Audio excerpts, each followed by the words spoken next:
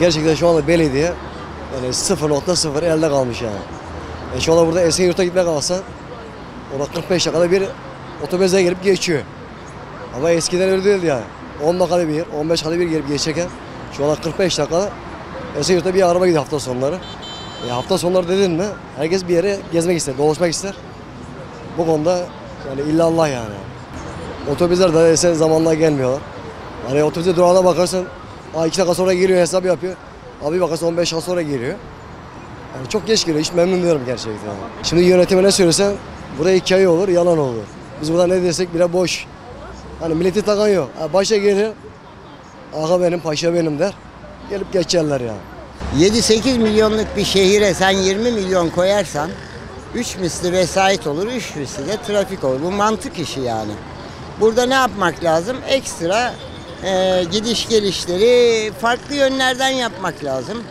Çift yol sistemi yapmak lazım. Mesela yolun ortasına metrobüs koyacağına ayak koyup kenarlara bir otoban yapsalar da Edirne yönüne gidenler direkt Edirne'ye kadar gitse veya Büyükçekmece'ye kadar gitse, Hadımköy'e kadar gitse, alttan da sadece tramvay, işte otobüs şeyler işlese, diğerleri de evine üstten gitse yani. Yani çözüm bunlar ama maalesef bizim burada çözüm üretilmiyor. Herkes rant peşinde. Herkes buraya geliyor. Ne var bu İstanbul'da anlamıyorum yani. Vallahi şimdi bu kadar çok kalabalık olduğu zaman zannetmiyorum bütün metrobüslere aynı bakım yapılsın. Yani bu bakım süreçlerinin zamana ihtiyacı var. Ne oluyor? Araç yetmeyince yeterli bakım, yeterli hijyen olmadan araçlar yola çıkıyor. Çıkmak zorunda bırakılıyor. Bunlardan dolayı yani kalabalıktan kaynaklanıyor. Başka hiçbir şeyden değil yani. Ya bunlar zaten bir şirkete vermişler bakıma ve herkes biliyor zaten bunu. Onun için bakım yapmıyorlar mesela. Bakım yapmadıkları için yanıyor. Tek sıkıntı budur. İlgilenmiyor ki. Ben kendim burada bu gördüğün Cevizli Bağ'da 3-4 kere aradım. Aynı, hiç ilgilenmiyorlar. O gün bana mesaj dönmüş mesela. Mesaj attılar. O gün böyle bir şey yaşanmadı. Ben kendi gözümle gördüğüm şeyleri aradım. Bunu yapmayın. Mesela sabah zaten 2 saat kontrol ettiği zaman bir de akşam 2 saat bir o iş çıkışları sıkıntı oluyor. O saatte mesaj atıyor, diyor ki böyle bir şey yaşanmadı. Ben kendim aradım onları. Yok diyor böyle bir şey. Ben diyorum ki Cevizli Bağ'da bugün böyle yaşandı. Yok diyor böyle bir şey yok. Ama bakım yap diyorlar. Hiç İstanbul'la alakası yok ki İstanbul'u yönetenler. Metrobüs normalde yetersiz değil. Özellikle Marmara yapıldıktan sonra metrobüs rahatladı. Ama metrobüsü bakımı yapmıyorlar. Bakım yapmadığı için araçlar yanıyor. Ben her gün geliyorum. Her günde bir tane bozuluyor. Yolda görüyorum. Şimdi gidiyorum metrobüs kullanıyorum. Yani İstanbul artık yoğun bir şehir. Yani haddinden fazla bir nüfus kalabalığı var. Dolayısıyla artık kaldırmıyor. Özellikle ana arterlerde kaldırmıyor. Ya dolayısıyla yani bunu sadece metroların veya metrobüslerin bozuk olmasına değil de bu insan yoğunluğunu artık taşıyamamıza bağlamamız lazım. Ulaşımda yeni artık şeyler geliştirmek lazım. Yeni yollar geliştirmek lazım, yapmak lazım. Yani yanan veya kaza yapan bir metrobüsün analizini yapmadan bir vatandaş olarak yorum yapmamız çok doğru değil. Yani bana sorarsanız yani metrolarda ve tramvaylarda bakımlar iyi seviyede. En azından bildiğim için. Çünkü orada çalışıyorum. Ama şimdi metrobüslerde ve otobüslerde aynı şeyi söylemek için orada yaşamak lazım. Analizlerine bakmak lazım. Yani sadece bakımlara bağlamamak lazım kanaatindeyim ben. Devamlı kasaya atıyorlar. Hiçbir şekilde bakım yapmıyorlar. Yapmadıkları için de ona istinaden arızalar devamlı peş peşe geliyor. Bakımı olmayan bir alet devamlı çürüyen alettir. İnsanoğlu da böyle bir şeydir. Devamlı ben iyiyim deyip de doktora gitmezse erken ölür gider. Metrobüslerde erken kaybolup gidiyorlar. Belediyenin herhalde sorumsuzluğu hem de büyük yani. Bakımı olmayınca ne olacak? Ya kaçak yapacak, ya bir şey yapacak, ya motor yanacak, ya elektrik kaçağında olacak bir şeyler. En sonunda ne olacak? Vatandaş çekiyor işte. Aha görüyorum vatandaşın durumunu. Peki sizce ulaşım yeterli mi İstanbul'da? Ulaşıma çok zam yaptılar. Yeterli olsa ne olacak, olmasa ne olacak? Vatandaş evden dışarı çıkmıyor, korkar hale geldi İstanbul'da. Artı İstanbul'da düzgün çalışılmıyor. Ben Esenyurt'tayım, sokakları pislik taşıyor. Başka ne diyeyim daha sana? Geçen dönemde bunlardı, bu dönemde bunlar. Geçen dönem gelen çalışmadı diye bunu göttü, bu da çalışmadı. Yangın oldu Esenyurt Ordular Mahallesi'nde. Adamlar bir sefer belediye olarak gidip de ziyaret bile etmemişler ev sahibini. Bu belediye olsa ne olur, olmasa ne olur? Vatandaş da bazı şeyi çekmek zorunda, kusura bakmayın. Evet, yeterli değil, hayır. Yok. Sizce neden kaynaklanıyor bunlar? Birazcık belediyenin çalışmamasından kaynaklı, biraz da tabii ki bizim insanlarımızdan kaynaklı.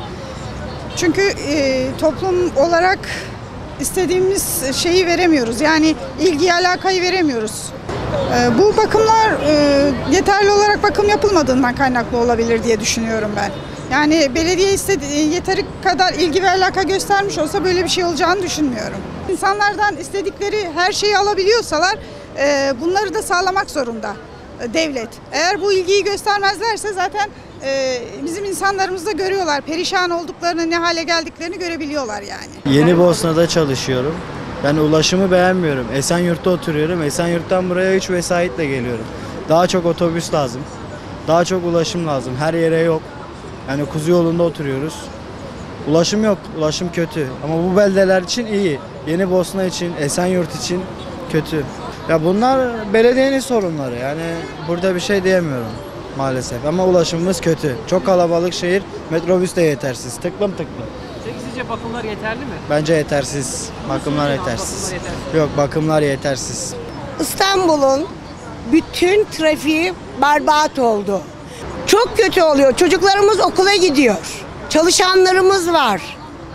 Ama kimse ilgilenmiyor. Mesela metrobüslerde bazı şey çalışmıyor. Klimalar çalışmıyor. Bu metrobüste değil, diğer araçlarımızda da öyle. Bir gözü çalışıyorsa bir gözü çalışmıyor. Eskiden İstanbul'umuz böyle değildi. İstanbul'umuz battı. Ben 54 yaşındayım. Böyle kalabalık bir memleketimizi görmedim. Halk otobüsleri genellikle şeyi açmıyorlar, bu klimaları açmıyorlar. Benzin gidiyor diye. Yani biz ne kadar ısrar ediyorsa da yine aynı şekilde kendi istediklerini yapıyorlar. Yani biz o konuda şikayetçiyiz yani. Yarım saatte, bir saatte bir geliyor otobüsler. Çok geç geliyor. Biz o konuda şikayetçiyiz. Ne kadar biz 153'ü arıyorsa da tamam diyor ama aynı şekilde şey yapmıyorlar yani. Metrobüsler yanıyor yani bu bakımsızlıktandır. Ben özellikle şöyle söyleyeyim, fazla şey yapmıyorum. Ulaşım kullanmıyorum. Şöyle haftadan haftaya şu arka sitede bir yer iş yerim var, orada yatıp kalkıyorum. Yani benlik bir sıkıntı yok. Yani gidip gelmede yani fazla. İstanbul trafiği nasıl sizce? Trafik yoğun, çekilmiyor artık. Yani Cenab-ı Allah bütün insanlarımıza, Türk halkına sabır versin. Yani çok kalabalık ya, çok yoğun. İstediğin gibi istediğin saate gidip gelemiyorsun. Hem saatler mesela uzun hem de yetersiz. Abi toplu ulaşımla ilgili sorunlar. Burada insanlar yığılı, amirler kafalarına göre hareket ediyorlar. Sözde duraklarda yolcu yoğunluğundan yüzünden boş araçları oraya seviyor. Ama buradaki Cevizli Bağ'daki mahrum kalan yolcular hiç umursamıyorlar. Geçen gün benim başıma bir şey geldi. Hatta İstanbul şikayet hattını aradım. Hiç oralı bile olmadılar. Buradaki amir hakaret dolu sözler, küfür dolu sözler sarf etti. Ve yani bunu İmamoğlu görmüyor mu? Buna niye müdahale etmiyor? O istemeyi biliyor İmamoğlu ama. Zamanı gelince oyları CHP demesini biliyorsun ama toplu taşımaya hiç el atıyor musun? Rahmetli Kadir Topbaş'ın elini ayağını öpsün ya. Kadir Topbaş zamanında böyle değildi bu metrobüs. Daha rahat, daha geniş, daha huzurluydu. İnsanlar huzurla metrobüste biniyor. İnsanlar zaten işten geliyor yorgun argın stres içinde. Bir de buradaki metrobüslerle uğraşıyoruz. İnsanlar birbirlerini yiyip birbirlerine kavga gürültü her gün her dakika her saniye bu olay yaşıyor. İmamoğlu kaldırsın bir zahmet kendini yerinden de gelip de şu ulaşıma el atsın. Yani oturduğu yerden ben belediye başkanıyım değil. Gelecek önümüzdeki Cumhurbaşkanlığı seçiminde asla İmamoğlu'na oy vermem. 1000 tane oyum olsa bile birini vermeyeceğim.